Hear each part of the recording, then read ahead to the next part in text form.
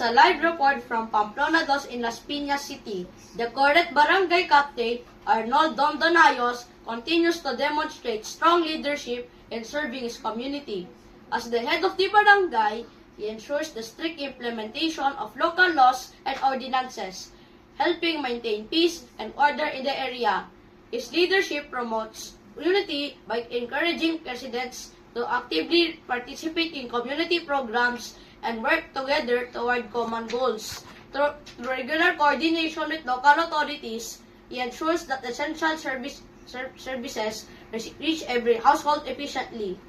Barangay initiatives on health, sanitation, and education also contribute to the overall improvement of residents' lives. These grassroots efforts play a significant role in national development by building a disciplined, cooperative, and informed community. With this guidance, the barangay remains organized, peaceful, and progressive. This has been your live news update reporting on leadership and that fosters unity, order, and national growth. This is Romiel Andriel F. Tolentino reporting live on Barangay Pamplona 2 in Las Piñas City.